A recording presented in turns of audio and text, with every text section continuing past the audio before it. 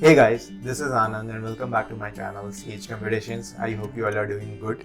तो आज हम लोग बात करेंगे input arguments using positional arguments के बारे में। लास्ट वीडियो में हमने बात करी थी input arguments referencing global variables. अगर वो वीडियो आपने नहीं देखी है तो मैं उसका लिंक ऊपर आई बटन में दे दूंगा, आप वहाँ से जाके देख सकते हैं। तो चलिए बिना किसी देरी के शुरू करते हैं input arguments using positional arguments. Okay, तो सबसे पहले मैं क्या करता हूँ, एक प्रोग्राम बना लेता हूँ या एक फंक्शन बना लेता हूँ, डिफाइन प्रिंट मैनी टाइम्स। ठीक है, मैंने लिखा स्ट्रिंग कॉमा टाइम्स, यानी मैं कोई स्ट्रिंग डालूंगा और जितना टाइम्स उसे प्रिंट कराना चाहता हूँ मैं वो कराऊंगा। कैसे कराएंगे देखते हैं। मैंने लिखा for I in range times, यानी जो भी मैं वहाँ पे वैल्यू डाल दूँ उतनी बार उसे प्रिंट करना है। प्रिंट स्ट्रिंग को प्रिंट कराओ। ठीक है, मैंने लिखा print many times says computations subscribe. आप इसे प्रिंट कराइए, कितनी बार कराइए, मैंने लिख दिया 5। तो ये 5 बार उसे प्रिंट करा देगा। इसने करा दिया सेज कंप्यूटेशन सब्सक्राइब, राइट। आपको मैसेज मिल गया होगा। ठीक है, ओके। अब मैं लिखता हूँ प्रिंट मैनी टाइम्स। मैं यहाँ पे क्या करता हूँ, सेम चीज़ करता हूँ बट इसे इंटरचेंज कर देता हूँ। मैं 5 पहले लिख देता हूँ और उसे सेज कंप्यूटेशन सब्सक्राइब को बाद में लिख देता हूँ। तो क्या ये इसे प्रिंट कराएगा, देखते हैं। मैंने इसे रन करा तो देखिए क्या आया, string object can not be interpreted as an integer. Okay, क्योंकि आपने पहले जो है आपको यहाँ पे स्ट्रिंग दिया है, स्ट्रिंग पास करा है, तो आपको स्ट्रिंग प्रिंट कराना है। लेकिन अब अगर आप इसमें इंटीजर डालोगे तो प्रिंट करेगा क्या, नहीं करेगा। तो इस पोजिशनल आर्ग्यूमेंट्स का यही आपको ध्यान में देना है कि आपने जो चीज़ जहाँ पे उसे पोजीशन करा है आप वहीं पे उसे डालें। अगर आपने स्ट्रिंग पहले दिया तो आप स्ट्रिंग पहले दें, अगर आपने इंटीजर पहले दिया तो आप इंटीजर पहले दें। आप उन दोनों की पोजीशंस को चेंज नहीं करें। जिस फर्स्ट पोजीशन पे जो चीज़ है आप उसे फर्स्ट पे ही रखें, सेकंड पे जो चीज़ है उस सेकंड पे ही रखें। जिस पोजीशन पे जो चीज़ जैसी रखी रहे वैसे ही रखें, उसे ज़्यादा छेड़े नहीं। ओके, ठीक है।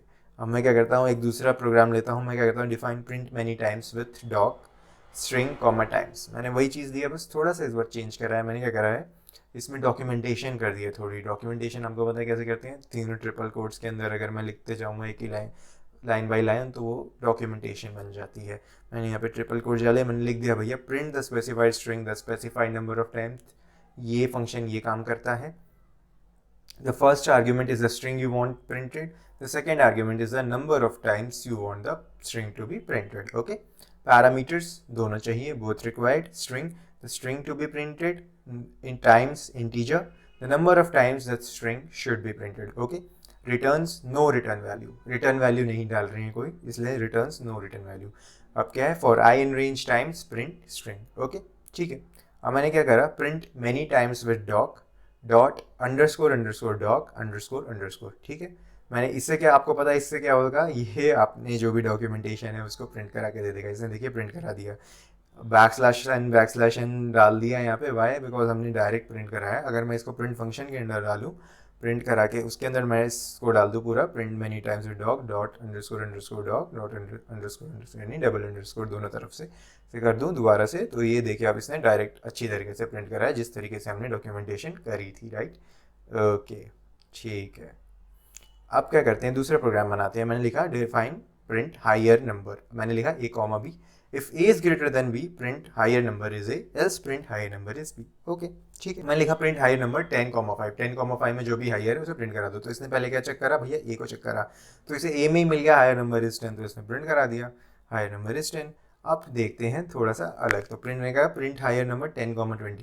तो अब क्या हुआ 20। अब 20 मैंने बाद में लिखा है, तो इसने देखा भैया ए बड़ा है क्या 20 से, नहीं है, तो सीधा सीधा लिख दो print higher number is B, यानी 20 हायर नंबर इज 20। ठीक है, अब थोड़ा सा ट्विक करते हैं। मैंने क्या करा, define print higher number with error. एक दूसरा फंक्शन बना लिया है, हायर नंबर विथ एरर है, मुझे पता है इसमें एरर है।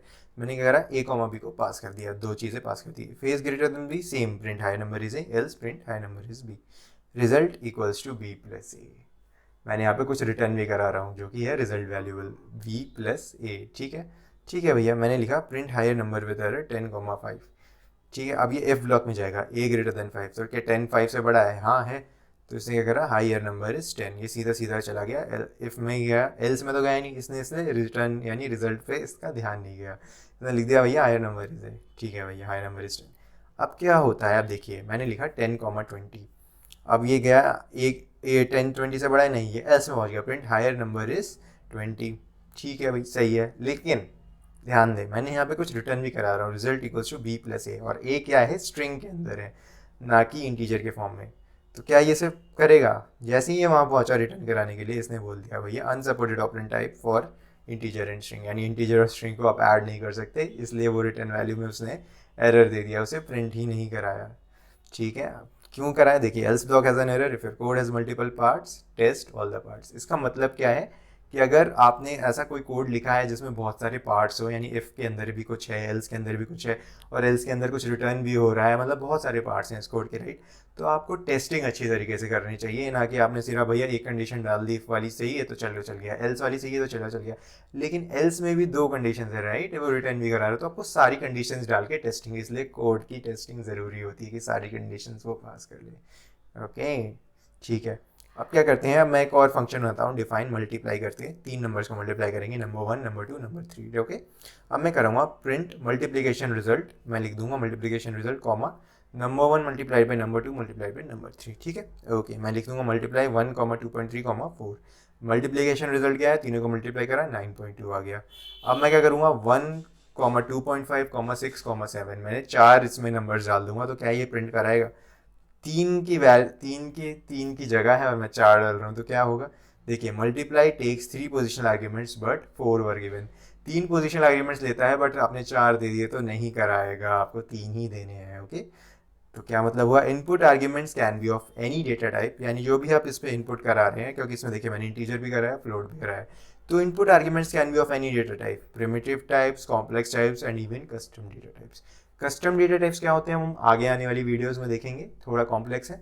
अब बाकी अभी हम प्रिमिटिव और कॉम्प्लेक्स को ध्यान देते हैं, कॉम्प्लेक्स तो वो भी है बट थोड़ा अलग चीज़ है, उसको देखेंगे हम कैसे बनाते हैं। ओके, कॉम्प्लेक्स का मतलब लिस्ट, टपल्स, डिक्शनरी, ये सब भी डाल के देखेंगे। तो अब मैं क्या करता हूँ, डिफाइन लेंथ में एक लेंथ फंक्शन बनाता हूँ, सम लिस्ट उसमें लिख देता हूँ, पास कराता हूँ कोई वेरिएबल, मैंने लिखा काउंट इक्वल्स टू 0, एक वेरिएबल बना लिया काउंट, जिसमें मैंने 0 से इनिशियलाइज कर दिया। For element in some list, यानी जो सम लिस्ट मैंने वेरिएबल बनाया है, यानी जो भी हम लिस्ट में पास करेंगे, for element in that count plus equals to 1, यानी आप काउंट को 1 से बढ़ाते जाए, तो फिर क्या होगा, print the length of the list is, फिर आपने लिख दिया काउंट। ठीक है, ठीक है भैया, मैंने एक नम लिस्ट बनाई, उसमें डाल दी, मैंने नम लिस्ट में क्या डाला, 4, 6, 12, 7, 2, 9, 23, ये सारी इंटीजर्स वैल्यूज़ हैं ये लिस्ट के अंदर, मैंने उसमें लेंथ में पास करा दिया इसे। तो क्या है, the length of the list is 7। कैसे आया, 1, 2, 3, 4, 5, 6, 7, 7 उसमें हैं, तो 7 चीज़ें हैं, तो इसमें the length of the list is 7, right? Okay, अब कार्स लिस्ट है, Toyota, Honda, Hyundai, Ford, 4 cars हैं उसके अंदर, मैंने लेंथ ऑफ कार्स लिस्ट ऐसे उसके अंदर प्रिंट, उसके अंदर उसको भेजा, तो अब क्या आया, the length of the list is 4, by, because उसमें 4 ही है उस लिस्ट के अंदर, तो इसने भैया काउंट करके दे दिया आपको, वही लेंथ, तो 4 एलिमेंट है तो 4 दे दिया। ठीक है, अब मैं क्या करता हूँ, लेंथ इस डायरेक्ट पास कराता हूँ, मतलब एक ऐसे लिस्ट बना के उसमें कार्स लिस्ट का नाम लिखने के बजाय मैं डायरेक्ट उसके अंदर एक लिस्ट डाल देता हूँ, 4, 8, 9.7, यानी इंटीजर और फ्लोट दोनों है उसमें, मैंने उसे डाला, the length of the list is 3, उसने डायरेक्ट भी दे दिया। ज़रूरी नहीं आप बार बार एक नम लिस्ट बनाएं या कुछ भी ऐसी लिस्ट बनाए और फिर उसका नाम पास करें, आप डायरेक्ट लिस्ट को ही उस फंक्शन में पास कर सकते हैं। तो अब आप तो बोलेंगे भैया जो बिल्ट इन फंक्शन होता है len लेंथ, ये तो उसी की तरह है जो हमने बनाया है यूजर बेस्ड फंक्शन, राइट? तो अब इन दोनों में कुछ तो डिफरेंस होगा, है क्या डिफरेंस है वो भी पता चलेगा। अब देखिए, फॉर एग्जांपल मैं एक वेरिएबल लेता हूँ नम कार्स, और इसमें बिल्ट इन फंक्शन का यूज़ करता हूँ लेंथ ऑफ कार्स लिस्ट, यानी कार्स लिस्ट इसकी लेंथ क्या है, 1, 2, 3, 4, राइट? अब मैं नम कार्स उसको प्रिंट कराता हूँ, वेरिएबल क्या है, 4। ठीक है, क्या है, the custom length function is similar to built in length function, बड़ा सटल डिफरेंस है, यानी छोटा सा डिफरेंस है। क्या है वो, अब देखिए, मैंने num cars equals to length cars list लिखा, इसको मैंने दोबारा से करा, इसमें मैंने अपना वाला फंक्शन डाला, तो क्या होगा, the length of the list is 4।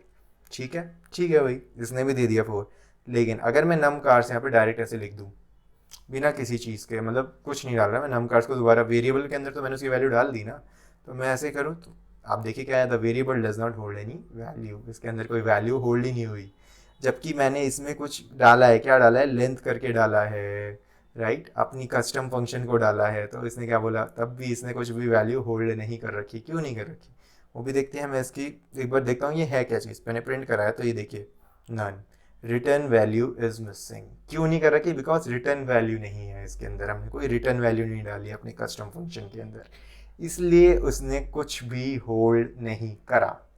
अगर हम वहाँ पे रिटर्न वैल्यू डाल देते तो वो होल्ड कर लेता। अब ये रिटर्न वैल्यू क्या होती है, कैसे डालते हैं, हम आगे आने वाली वीडियो में देखेंगे। तब तक अगर आपको कोई भी डाउट हो तो आप कमेंट्स में डालें, I will address there and and just hit that subscribe button if you haven't already subscribed and share it with your friends जिन्हें इस प्लेलिस्ट की ज़रूरत है, बिकॉज यहाँ पे हम बहुत ही ज़्यादा क्वालिटी कंटेंट जो कि पोस्ट ग्रेजुएशन कोर्सेज में लैक्स ऑफ रुपीज़ में सिखाए जाते हैं वो हम फ्री ऑफ कॉस्ट सिखा रहे हैं. तो just help out your friend जिनको भी ज़रूरत है. Till then have a good day. Signing of.